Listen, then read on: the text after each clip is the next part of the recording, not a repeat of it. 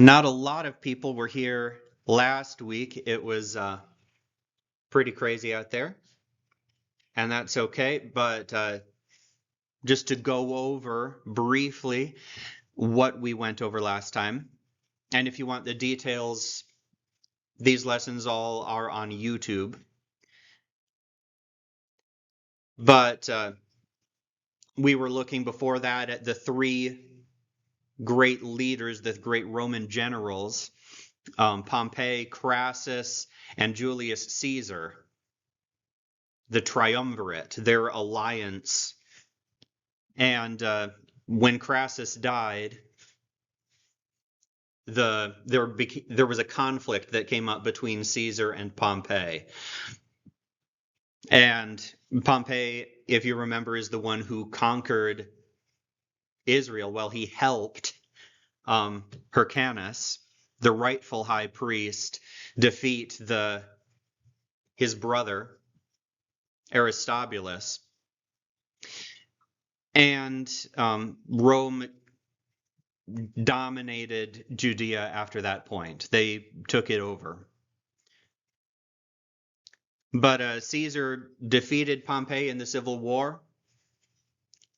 Pompey fled to Egypt after that defeat and was assassinated. He was murdered in the boat on the way to shore to meet with the king of Egypt at that time.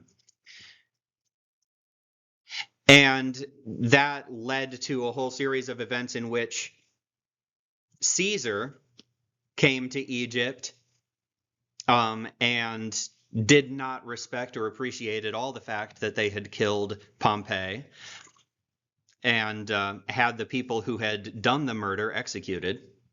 And he sided with Cleopatra against her brother Ptolemy in the struggle that they were having over the throne of Egypt. So in that conflict, Antipater, and I know this is a lot of names and a lot of people, but Antipater was the governor of Idumea,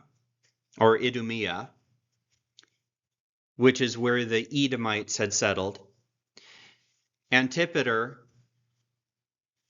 brought an army, a Jewish army, with him to help Caesar in Egypt. And because of that, Antipater was very favored by Caesar. He and Hyrcanus, the high priest, were on the side of Pompey during the Civil War, but afterward, because Antipater did this and helped Caesar in Egypt, Caesar confirmed Hyrcanus as high priest, and he gave Antipater whatever position he wanted in Judea. And Antipater decided he wanted to be the procurator, which is an administrator, it's a governor, and it's a treasurer. The person who controls a nation's finances is a procurator. So he became the procurator of Judea in 47 BC. And this is from the Jewish War by Josephus. This is where we left off in that part of the story last time. But it says, as soon as Antipater had conducted Caesar out of Syria, which is where they had met, just north of Judea, he returned to Judea. And the first thing Antipater did was to rebuild the wall of Jerusalem, which Pompey had overthrown. Then he went over the whole country to advise some, threaten others, and quiet the unrest that filled the land.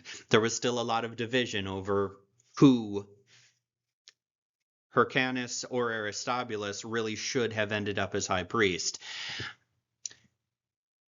But Antipater settled the affairs of the country by himself because he saw what everybody else knew, that Hyrcanus was inactive and not fit to manage a kingdom.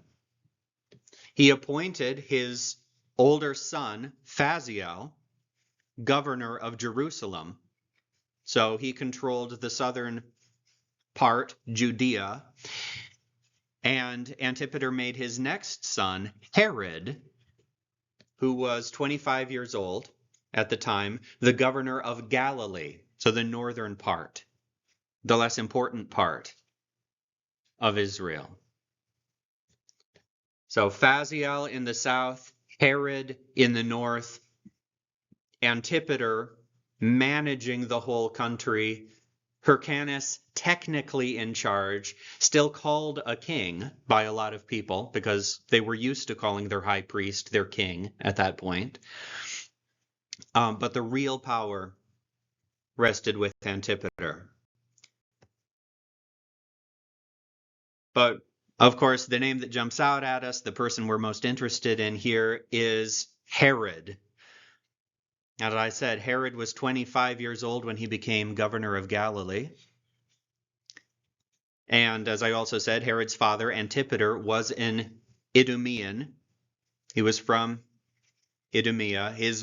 Herod's mother was a Nabatean, so one of those Arab people who settled where Edom used to be.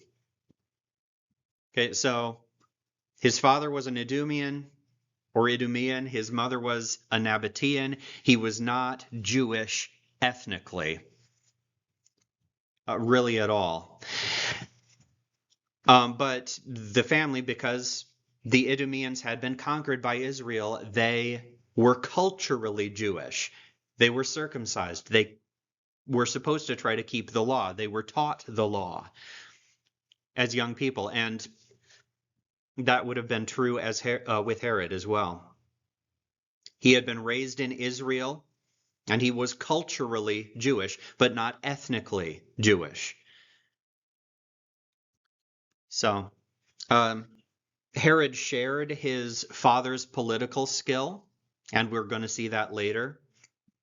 He had, after, in his own way, an incredible amount of political wisdom and guts. He had his father's way, but his confidence as well. And he also shared his father's admiration of Rome and desire to please the rulers of Rome, which at this time would have been Julius Caesar pretty much exclusively. Julius Caesar had the power. It was still technically a republic, but Julius Caesar ran things as if he were a king. Right. What Herod lacked was his father's emotional stability, unfortunately. Herod, you will also see as we go through his story, he was very insecure.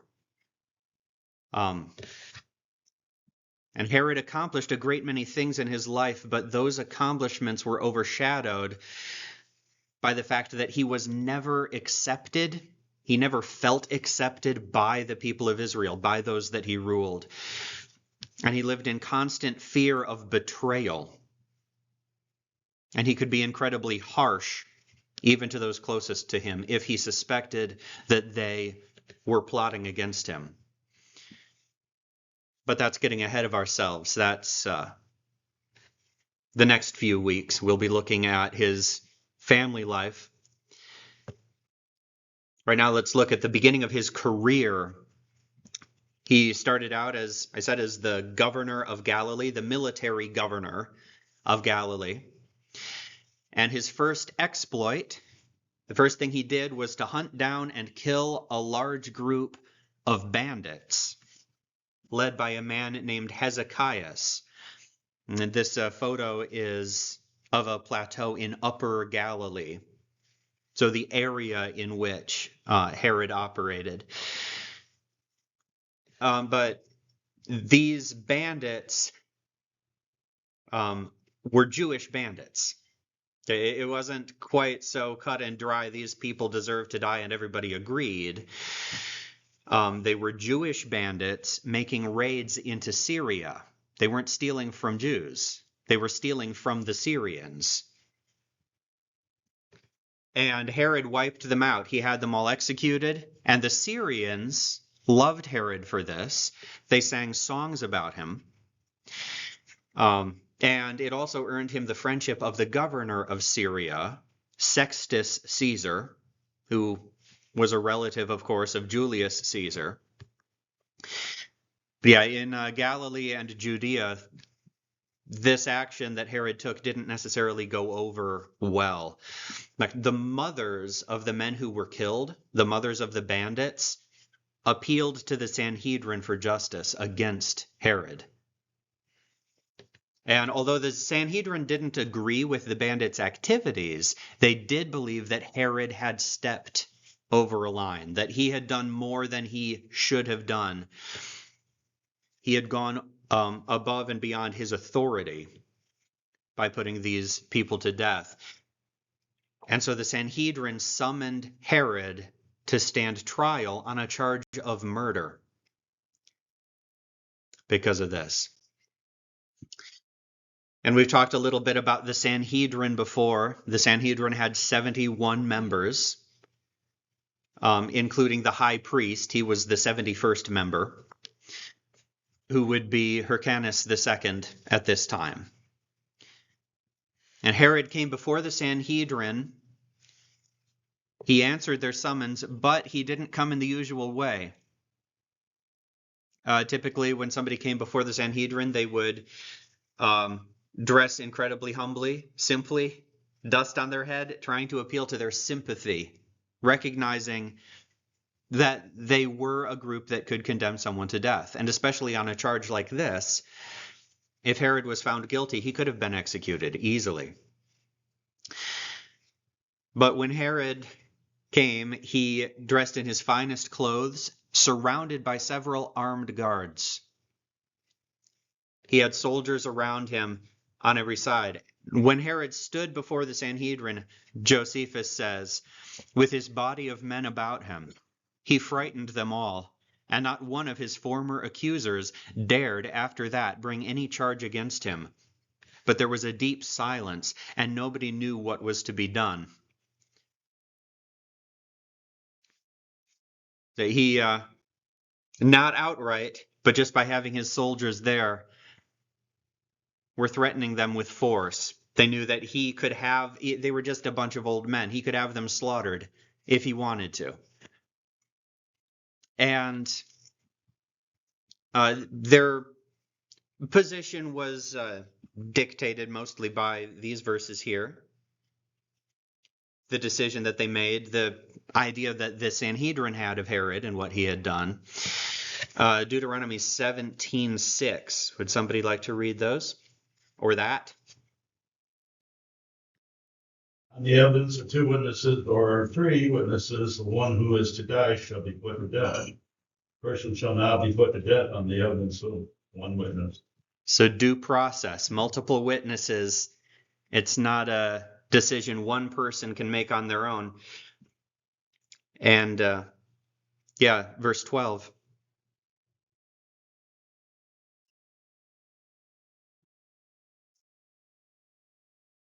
Right. It says, and the man who acts presumptuously by not listening to the priest who stands there to minister to Yahweh your God, or to the judge, that man shall die. Thus you shall purge the evil from Israel.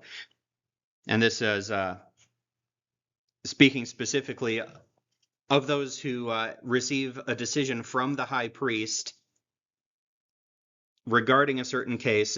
They appeal to the Supreme Court of Israel at that time, basically. But they resist the decision. That was also a capital offense. And Herod right here was not submitting. He was not acting in a submissive manner to this high court, to the high priest himself. And the real issue here, though, was how much authority Herod had versus how much authority the Sanhedrin believed he had. What kind of authority? Is the same kind of submission to the Sanhedrin required from civil authorities and kings?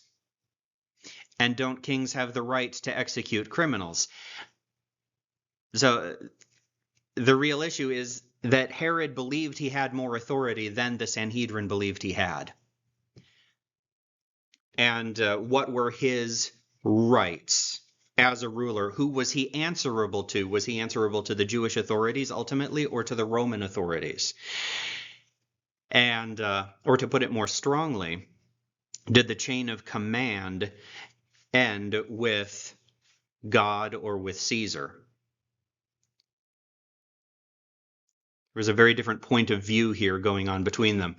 And since the Sanhedrin could not safely convict Herod, Hyrcanus, the high priest, delayed the trial to the following day and then told Herod privately to escape to Damascus, just to run away. And Hyrcanus had multiple reasons for doing this. It's really questionable whether he wanted Herod to be put to death in the first place. He didn't want to make an enemy of Antipater. First of all, he was friends with Antipater. Antipater was a powerful man, more powerful, honestly, than he was. And he didn't want to make an enemy of Sextus Caesar as well. Sextus Caesar, the governor of Syria, wrote Hyrcanus a strongly worded letter saying, "You had better not condemn Herod for this. He did a good thing." So, Hyrcanus let Herod go, and Herod escaped. He went up to Damascus, which is in Syria, the capital of Syria. But Herod wasn't quick to forgive Hyrcanus or the Sanhedrin for this. In Damascus, Herod purchased the position of general of the Syrian army from Sextus Caesar. Sextus Caesar allowed him to pay him money and gave him command of the Syrian army. And Herod began marching south to fight, fully intending to start a war and fight against Hyrcanus and the Sanhedrin. But Antipater, his dad, and Phasael, his brother, came to him and convinced him to stand down.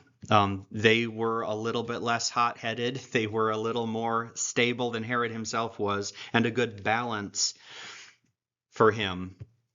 But Antipater and Phasael reminded him of three things.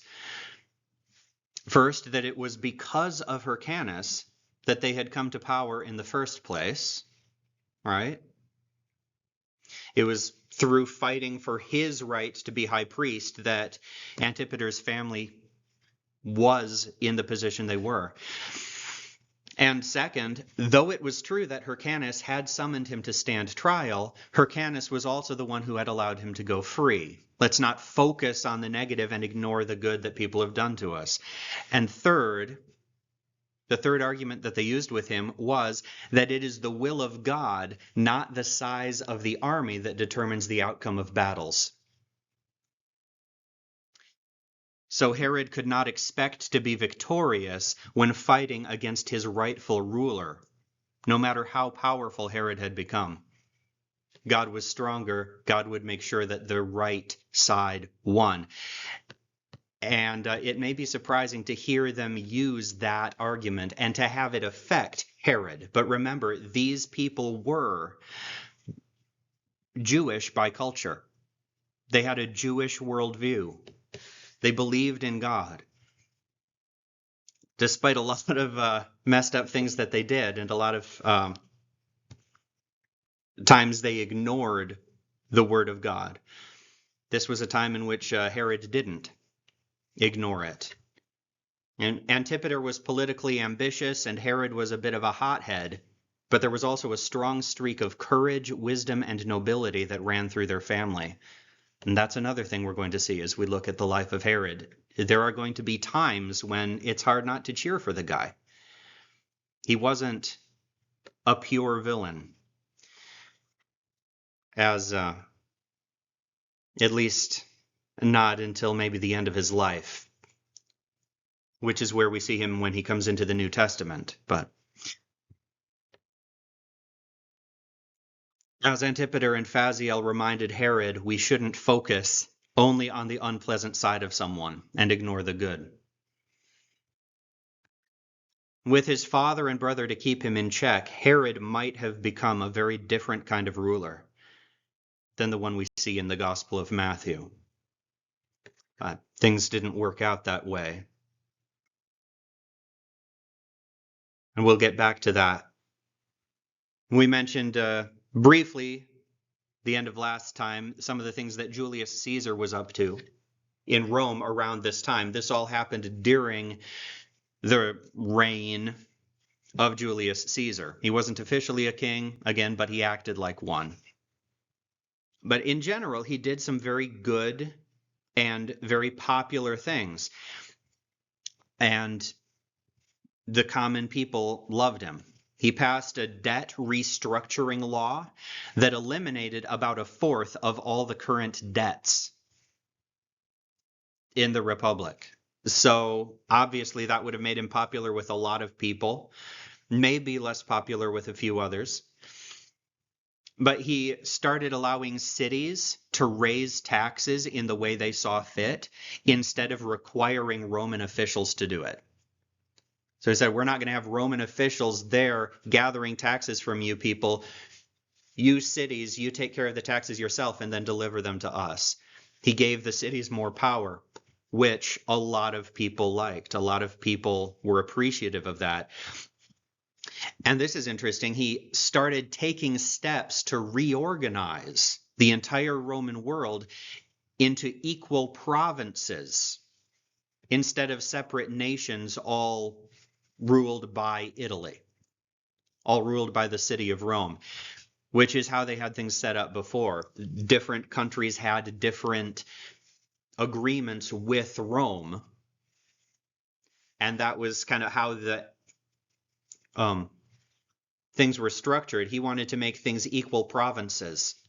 Very similar to the way the United States is set up. Equal states, all having a voice. The Roman Empire could have looked that way if Julius Caesar had stayed in power. And some of the things that he set up are still in effect today. We still use his calendar. He switched from a lunar calendar to a solar calendar with 365 days, an extra day every 4 years. And the month of July is named after Julius. And August is named after Caesar Augustus, but we'll get to him in a bit. But, of course, in 44 BC, just 3 years and 7 months after coming to power, Julius Caesar was assassinated by a group of Senate members who called themselves the Liberators. And they saw the power that Caesar was getting. They were afraid that the Republic was going to be destroyed. And they saw themselves as champions of democracy, protecting Rome from an out-of-control tyrant. And after they stabbed Caesar to death, they marched through the streets of Rome, proclaiming, "People of Rome, we are once again free." And they expected cheers. They were met with dead silence. And the people of Rome, as I said, loved Caesar, and this was an incredible miscalculation on these conspirators' part. With one act of violence, they had destroyed the people's trust in the Senate. People no longer liked the Senate or trusted them. And they also made a tragic hero out of a dictator at the very height of his popularity. They changed the mindset of the Roman people. The Roman people, because of this, became pro-empire, anti-republic. And this act right here is where the change really took place. And we're going to see what happens after this, but realizing how popular Caesar had been with the common people, the Senate did decide to honor him with a public funeral. So they murdered the guy, and then they had a public funeral for him.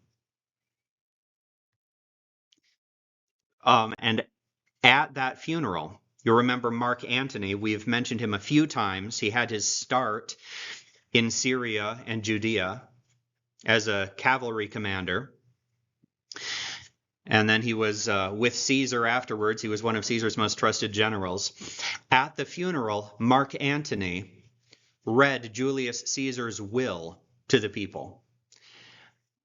And in that will, Caesar left many gifts for the citizens of Rome. He also named his 18-year-old grandnephew Octavian as his legal heir. Octavian's name was later changed to Augustus, so that's where he comes from.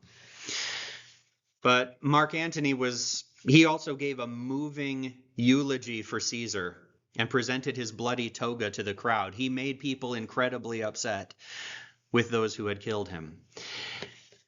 And we don't know exactly what Mark Antony said, but it was persuasive. Whatever he said, it was powerful. Shakespeare's version of his speech is very famous. It's the one that begins, "Friends, Romans, countrymen, lend me your ears." And if you read that speech, it is powerful. It kind of makes you want to go burn down some buildings in Rome. But Antony's speech started a riot in which several government buildings were destroyed. The peace of Rome was disrupted in a huge way. And soon a second civil war, they just got done with a civil war between Caesar and Pompey. A second civil war erupted now. On one side, you had Mark Antony and Octavian, Caesar's side.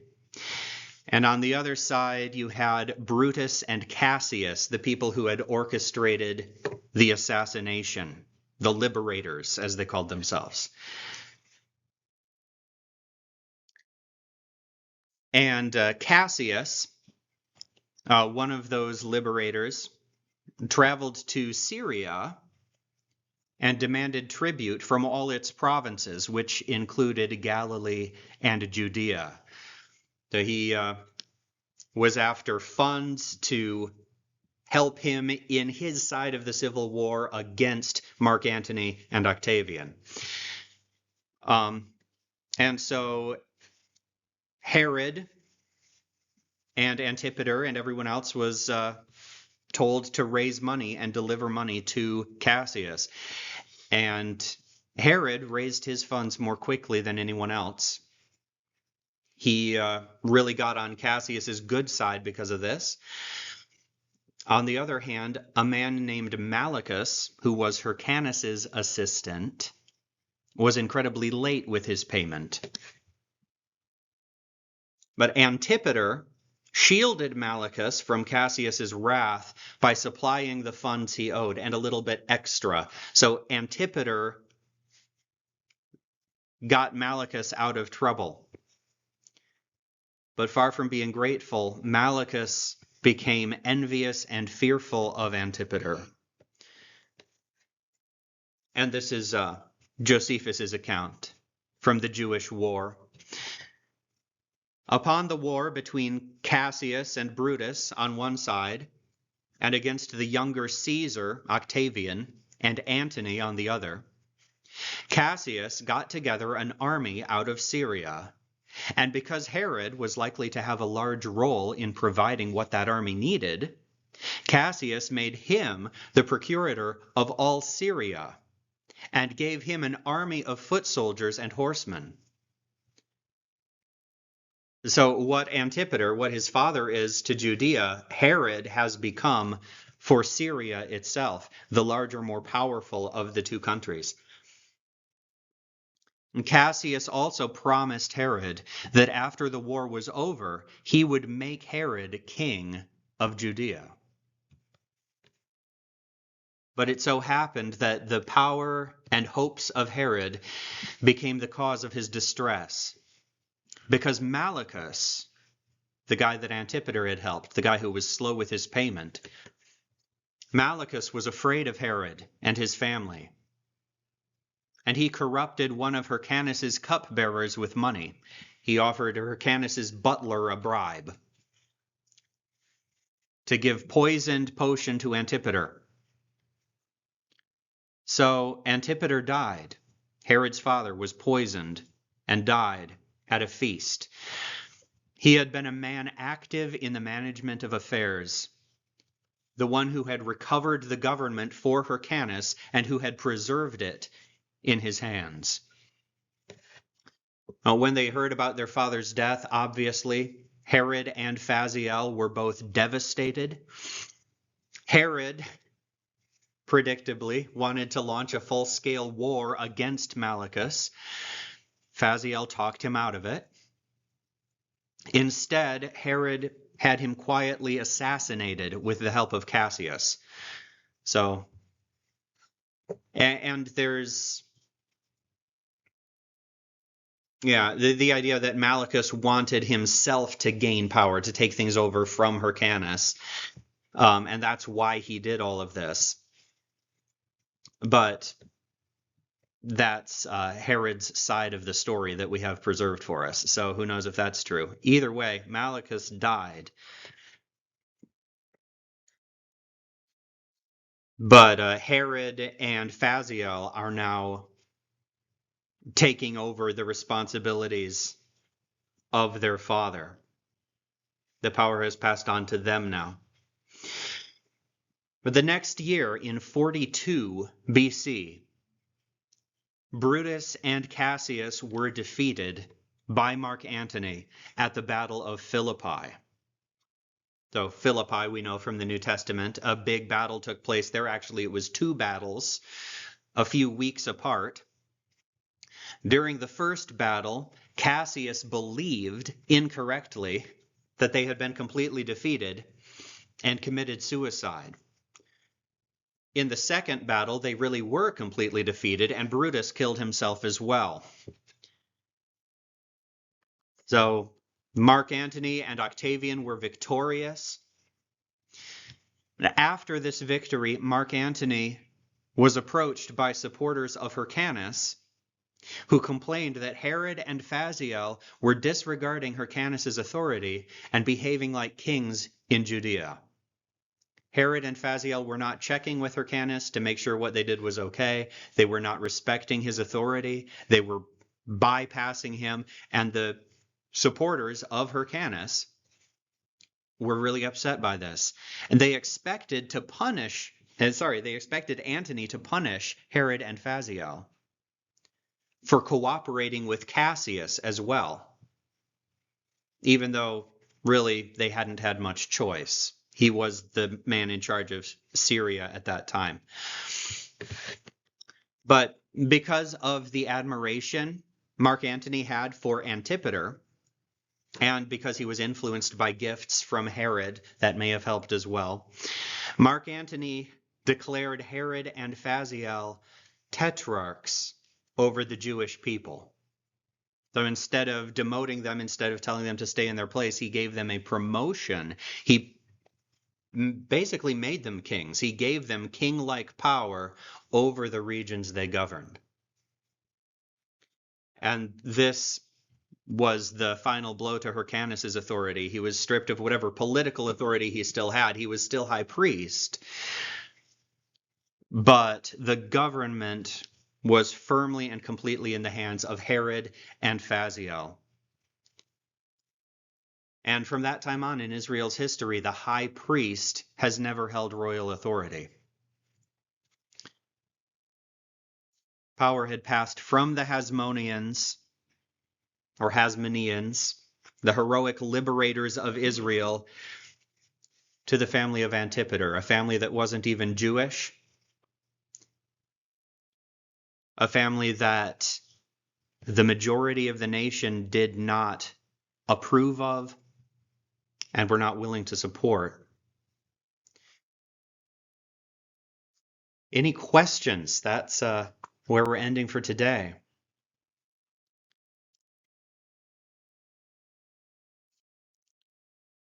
All right. And we're going to find out a lot more about Herod and Phaziel and how things worked out in the coming weeks. Let's go ahead and close in prayer. Father, thank you for the way that you preserve, the way that you orchestrate in both big battles and the small decisions that we make in our lives. that you move nations around, kings around, according to your perfect will. Please help us to have wisdom in dealing with life, to remember the different sides there are to people, the reasons for why they do what they do, to be able to discern the real root reasons for even the evil things that people do, to recognize that the fundamental need that anybody has is a need for a relationship with you. Help us to see life as you see it. Help us today as we worship together. Help me as I preach. Let my mind be clear.